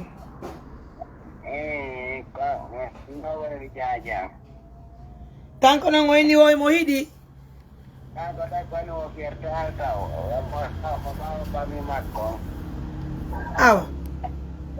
O manande ala gidi ko no te to ta ko non kan. Wo manande ala gidi fo. Ala gidi ko no watte. Be alde dunga flawa tonne. Ma ko flawa tonne. Min kadi le ala jibami ama bola nan kono bola min dire lay jaaja ala ji munyi wa munyo dogu sheri nani ja siku kani no yidu maka ko don Yeah, don't merengal dia nada como yo todo lo ni piala ya kina e babi ma ko yuri ka ta kan ko mai ko yi da joni pertali. Awe alla ne una mengal deo gallato nani? Nena ya la woni ko mengal di no merengal. Joni mai me o program fat o kanyum kadi stabiliser ke joni me ndara kan no me yara labe. Naam. Hande sala jabe wala emission TikTok fima. Ja. Na wai. Allah Korean fere. Wai. Nanti mawala la mera tu sukadinane. Urgone. Telepon tu. Così va emission gidine. Wala konon kan ni woni wata la jogi na tu jaji ma ko tu ya gara da mene reni ngili. Woni ka ko dige da wayi ara wa wa te yute. Wayo dawara. Haranye kan ko Jaja. Haranye kan ko appel direct yow tong. Wala appel video direct woni ara ko ona tigro ya mo bato sabu ga tigro jari da wa dai ko ye mo ara yi na yow dai ka di ara wana pero amen ne dia dum ko kalero. Wayo yalaji. Gonga ma. Gigola jaka. Katonga wono tilana woni wasala me batu. Wara ko yo yindi. Wani wala ko makara ko ara ko me yo do makara ko bom to blanda water na derwana tunjon. Kago kanka dewa ko do fara aja ma ko jogi to mi kan mi da butu ara je na apel. Ara jara jami ara jo tapel video. Kita wara fi Allah. Ama kanni no lofu ma few. Ko don le way ni nanane. Woy mo lofu ma. Wani kanko pinade ko badu ma ko yuri. Mari azan ko bala ti boni e ta galalla. One yene kadi aray. Denyande kadi aray goddu no ne no karabo ko undal. Nali so fokuna. Hondo. Komboni? Orang kali karena ada yang nak aku kasi moja jurnalis juga radio jauh ke kita makoni. Aku tadi nulis sendiri man. Ada urut mawan itu kata semua nak gol de ke kita makoni. Yo ala mo ingam alaji. Inu da ko appel ko téléphone touche falane. Min jaja. Na. Orang yang ganti rahmatullah yang pondiri. Ko man danti rahmatullah. Orang hari itu orang jangan kali biar ko ini ma pe ko ko sike wani mo kono dia ko na are do ke golle woro ko Yo ponire abede yawa. Yo ponire abede no ton be ponire ton ko la be woni. Wari do na bini na rasalla. So ye to ngano deme ma. Ajonna la numero ma konnani. La woni o tala ko fawto de ko ma kan ka do jettani am la do ngarabi. Awachu ame po nila taona si me po nili o ala ni la mi gente que après informa. Na en informe tu ara yenda que la partner be wallahi. Da ka de pagi ngaja ye jaja. Jaja Mariaman. Na halaji. Ala yala punya lu de kami werte ka bani amnani to ma ko bebiro do wali program do. Hari biar demar bubi ala bae yo die kanni. Kan dewa ko do way ni wat kala ma bata ko to wara to mi dinara mi kurti ma wal do de. Hala oyeti appel video. Ankati. Joni sa kuma kon joni na ngati ni dera na wara joni da ko ni watu na datu na wara joni o ko ko mo ta no bom da water. Ndara le misa gwango mariage bay kanino hiduma. Nungen ko e wadu dun kisan kono mi andado joni. Kala ko kali ni wa be joni ta en lendi.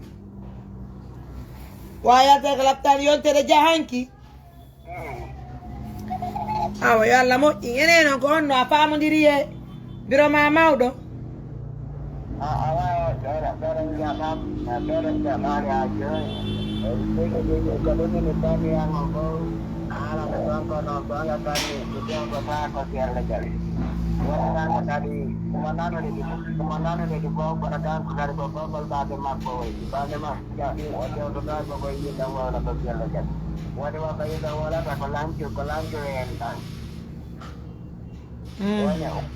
Wanya wamo jaro dapat jauh kali iya tanah apa onding kon bawa halwa jauh kali kok pina tawa ko finata ay alaji kadang kadang kan yo bilang nane mitanya amba ko ditan amba ko ditunja komboni kon fal no ne jaja ko tatake ne jaja pinanani ne ɓe yaltino na wala ne Kanyang Canada ko din na firda to firda ko do ka ko pinata wa do ka ala jing kan ko tume kan ko family ta ke mat ko yo ki ka ngara kala mirilla wana papadra be wana ka kaira be ma kuna ko padra me ma ko manande ala jing ko no kan ko ka be ma ko tu wa ta mo yetu de do na do ngala ko yetu mai do ai juga nama ko ni kan ko jodoh ko kan bukan ko adino de mai do no ko na la tao Allah holla ngala jino jombi e jamo ƴerara me yaayde fugo lacciri on e foññe kameɗen kurawundale na woni jaay jaja na abar kaya la punya lu de jangara no nge college ko mi weltani kam sen kala mi weltani kam ngam nani kadi ita ma tan burti la mu walinda darna ma jalan jaja billahi barka bu chéri mi welti ke nani ara yala jinda e wala e maria signature on ne yalla ya to wa de singa ne waren kon kam yenji ni wono wogi no bien la jabi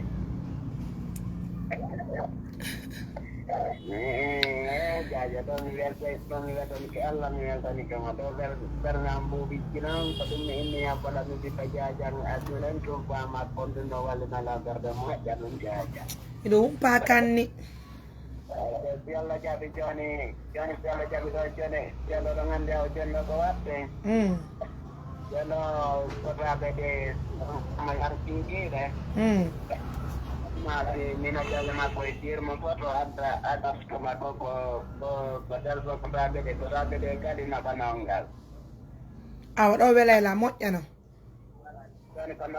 min noon anni marani mbiɗo jaaji makko ɓe woni noddugol ɓen fi yomi waw humpodirde e kanni ɓe ala jaɓude ɓe ala jaɓugol décro ɓe ala jaɓude téléphone o mi anda ko ɗo gon fof falaka jommidiron fa mi anda ko ndu waɗi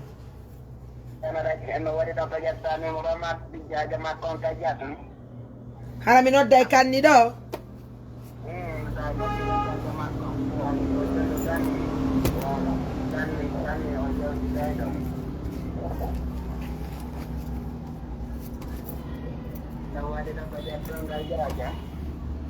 mo ɗaɓɓutuɗo ɗo kono combien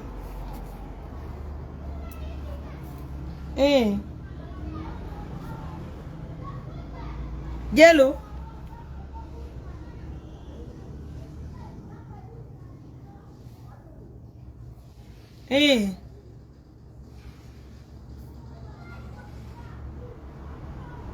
mi ala nande ko ala jaalu moƴƴa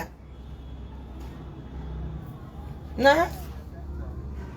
fuɗɗi to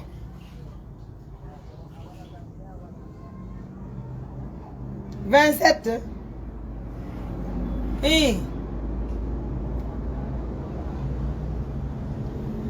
awa fuɗɗiti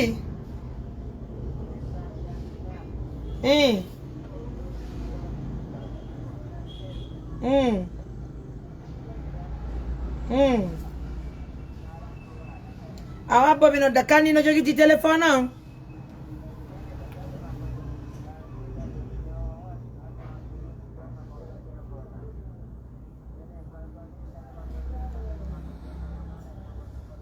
awa bibi no damala je ye nanu koy mi gayni di e Fatou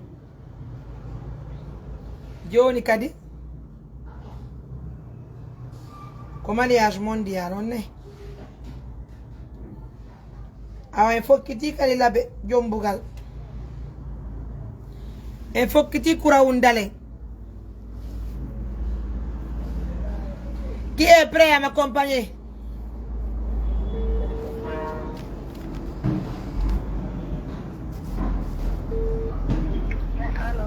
On jaram jaje na laton.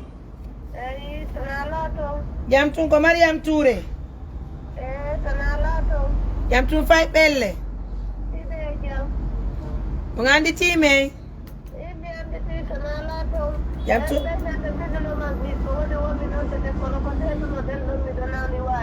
Oyi walla be do afiya nani. Allahumma amina. Kota nawnu de dogu sheri nani.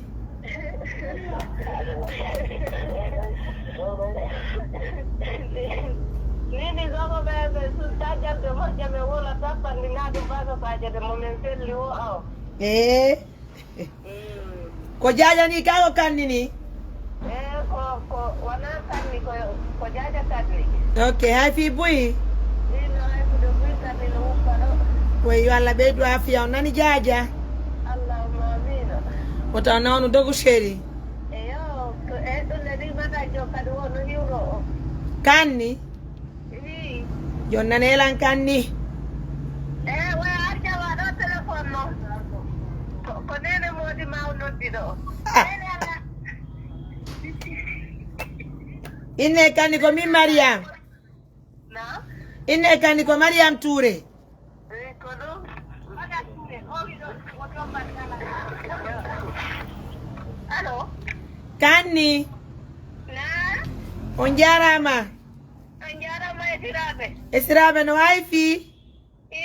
No hay puta boy. Esirabe do welammi. Merci beaucoup. Ah, merci beaucoup. Allah ya Maria de Pera yo lato. Esirabe do fala. Woyo. Oi no ya pepi ya kono ne budonga. Kombi e biala ji. Awa esirabe. Bido fala wone no kungotu. Woyo no hidi ala ji moja. Kota ko ina ko kun. Allah ya Maria de Pera lato. Woyo dei. Alla ne una men on danko to moja.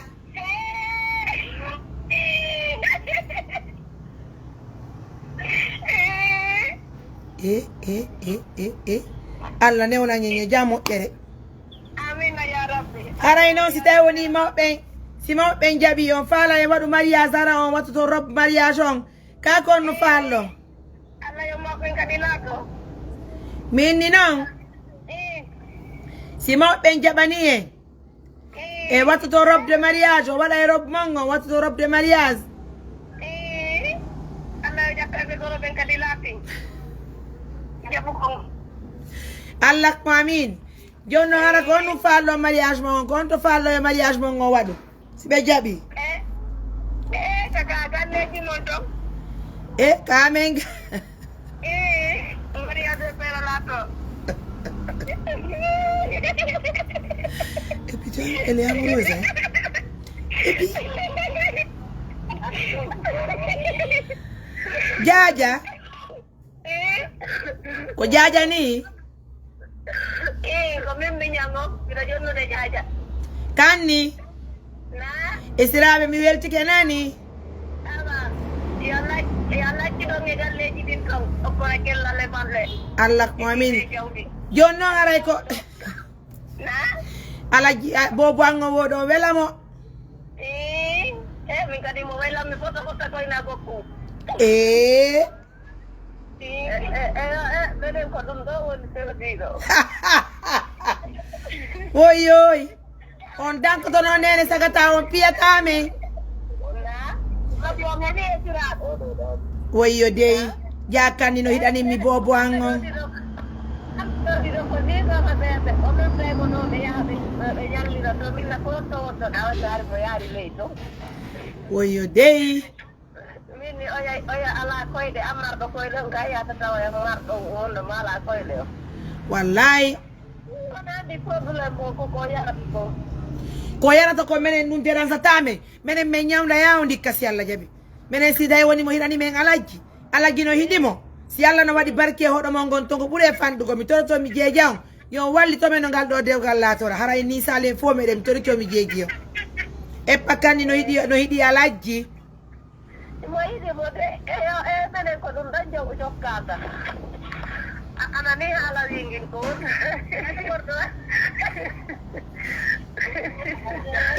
awa nden ñande haray goɗɗum no kura wum dale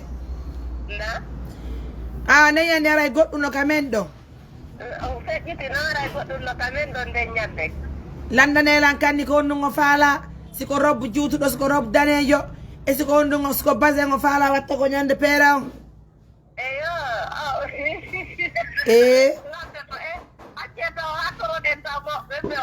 Allah ɓe hokku en Allah yo ɓe hokku en allahuma amina jonno wallite men awa si Allah jaɓi wallite en awa mi walla en so Allah jaɓi kono woni ton ma ɗum hollon men no min warra min jokka laawol ngol holluɗo men go fi e wawu yawgol tawa e moɓɓe haray ko honno yiruɗe wona noon yo neeɓi mouradu ndu andi piiji ɗin koko ñandi ndi wuli ɗon ko ɗon i duwa tappegol ko leer ɗo faale ame woni ton donc aray ko ɗum waɗi simen ini ɓay kono woni jaaja kanni iɗon andi jiyomon ngo no hiɗi men ka he jiyomon gongo eno buusani men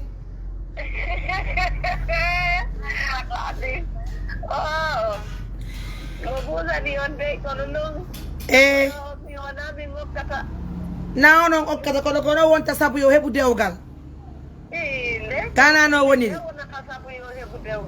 on neeɓi haalugol kan haala hiɗen andi wona debbo okkata dewgal kono mi inni on neeɓi ni ɗum mouradu si goɗɗo enni no faala ɓiɗɗo mongo joni si tawi woni kanni no hiɗi onon kadi koyon sina onon okkata koyon hollu men min yata ɓen min tawa menen min holla ɓe faale ɓay min holli on joni hollon min ko modi mo wonton min yaa eyo o kaw fanno kamɓe ko ndaaɓe woni on to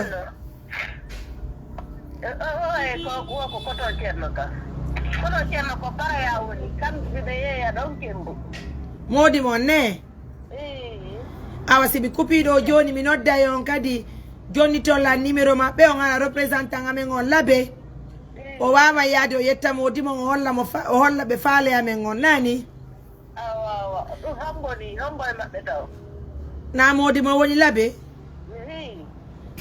ko représentant Alpha Boubacar o ɗimmojo amen wonɗo laabe ɗum kono ceerno ni wo on ɗon hiɓe wonandi ɓe ardi ɓenda siɓe ardi ndiri ardi haalanno mo nde ñande kono mi haalanno ɓe wini kono ɓay tawi mi joyi katinimiro on ala no mi jonniraw non dommo woɓe andiniri ko ɗum nde ɓe mbila wo manda tawi nde ñande on no iri ɗon tuwo kono hattade laddo ɗon daaro wo abede yayi no wi ka maɓɓe tun manda siko yeeyigol honno anni haray nandi haray mo yehi honno yiɗugol haray toon e goɗɗo nani joni ga si on jonnayla numéro maɓɓe omin noddaɓe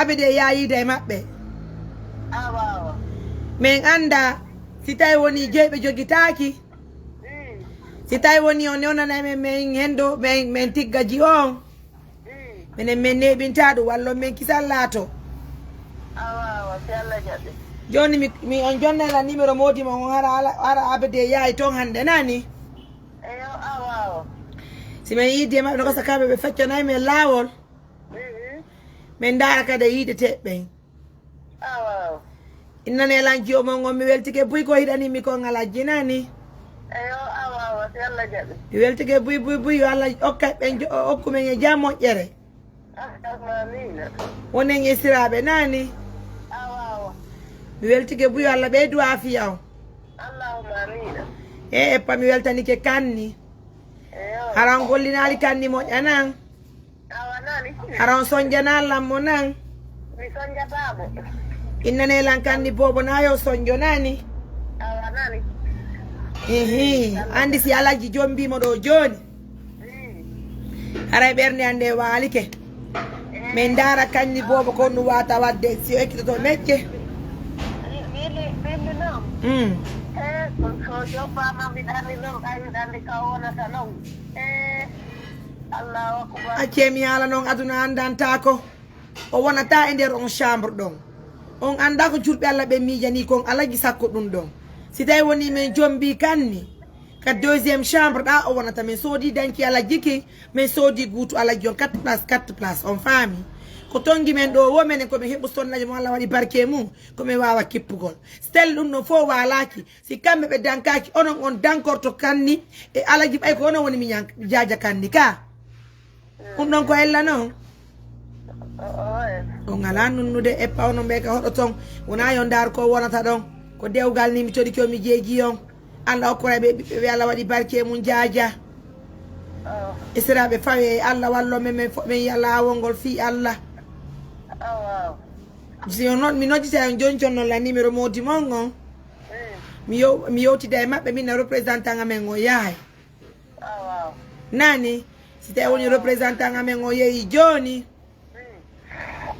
me waway yottugole mabbe si tay woni be newnani men haray do menen kala men hindi yalli ko kanni nawni ko fi ko yanata ko no gasa men jomma mo tun Allah itta dum do nyema ko aduna andanta ko mo wawi wadu doy nani fi berne mon ko wonta don dum don ay si ma pinali on ko dewgal ni so ngokki men jogitoto bay menen men ala ton kono bay haray ono hidon ton en fo e wallindira jogitoto no mojjiri si Allah jabi no gasa men accitirtabe ni nani kono mi tori ko mi jeegi on si tay tu woni haray no moƴƴi yo Allah laati si tay kadi woni moƴƴa yo Allah baddi nani hay so ma paaki sengo ko wonta ɗon nan si Allah jaɓi on gasa partenaire ɓe amen ɓe walla men darnanamo ɓayaray ɓeyɗa no sotti no feere ɗon noon ɓeɗe wawi darnande ɓe chambre gotum kanko e kanni ko ɓe wawa wonugol o yii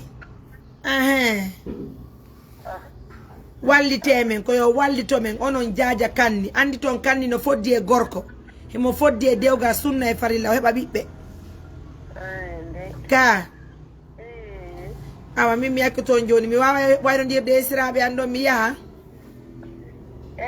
siraɓe mo noon dirtiɗo taw yo ɓe yehi lilugol ɓe yehi lilugol awa ande siraɓe an no welti e ɓe yewtidi e neni alaji o ko min non ko nene alaji ayi horɗo warta nanne ko sagge pom to ngayana noon e siraɓe an nan awa ɗumle ɗiɓe saggi ari ɓe wowlir ko ɓeɗo wonno wowlirde e siraɓe an arali na noddeɓe me waynodira onon kadi kaddi o yaaro waynodira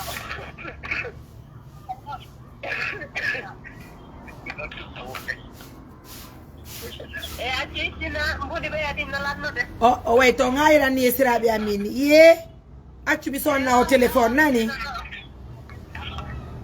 allo kanni na e siraɓe joni min mi acciti on joni mi weltike buynani awa yo Allah hollidiren no moƴƴiri amina ya rabbi harayno gasa mi hewtiɗe e balɗe ɗo fi yiddugolle moon yewte moƴƴa ɓuuri ni nani min dara so tawi woni momin yame yiide e moɓɓe min dara siɓe jaaɓi hokkudeme haray waɗen kisan mariage on nani awa mi weltike e siraɓe albarka buy mi weltike ko hiɗani ɗon lankon ɓiɗɗo an on nani merci beaucoup wala ɗon ne ɓiɗɗo an on min miɗon mamum ɓiɗɗo an on no laabe on faala yo noddu on ko limo ɗon min jon mo téléphone gom min yiwrodira ko minen gom waynina minen mi morto yon tigi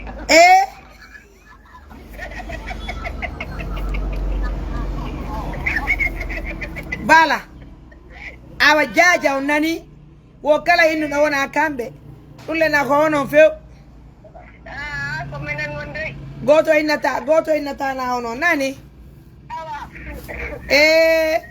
awa nanu koy on jarama buyna nesraɓe awa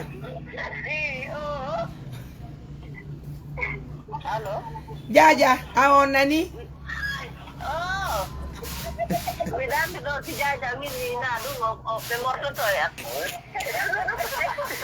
oy awa nanu koy fi kanni ko dow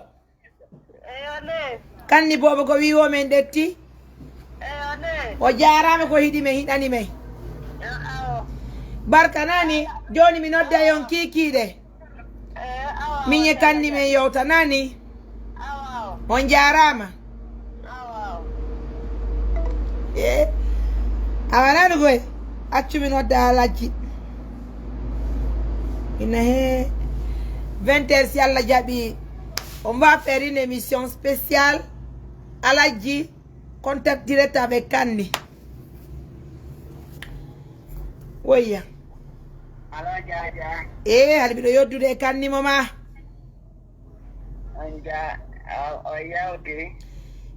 Aladji o eppa Kanni no hiɗuma eppa Kanni no hiɗuma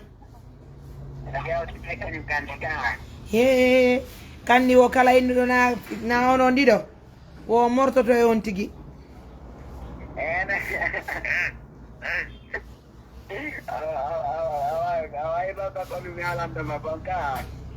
ono hiɗumani Aladji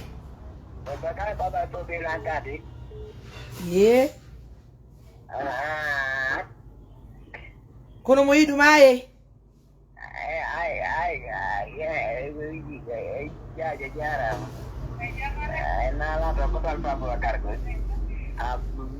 komboni ko Binta ni joni Binta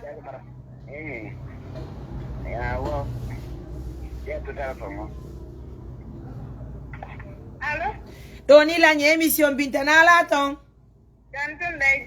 alhamdulillah albarka buya a soɓata ɓata ñaɓugo ñiri ñande be ñande albarka nani ko teddugalle ma ɗo ara eɗen faala joom bangol Aladji nani hande noon Kanni no loofi Aladji dey ko joni mi joani yoddude e siraɓe an Kanni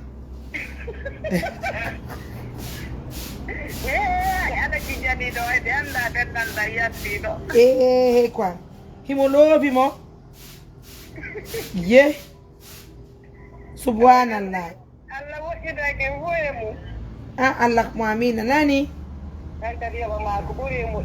wallahi kadi yoɓe toon a wakkilike buy albarka mi weltike nani mi weltike buy chéri albarka nani bijou merci Aladji bébé Aladji jemma e waɗa émission TikTok e waɗa émission jemma e 20h nani awa o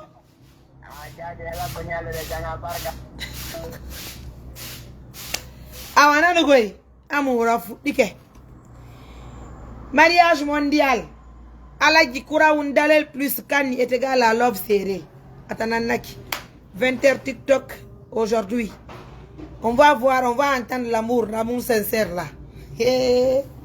Nanu koy awa Kanni no bougani yo ɓiɗɗo an fe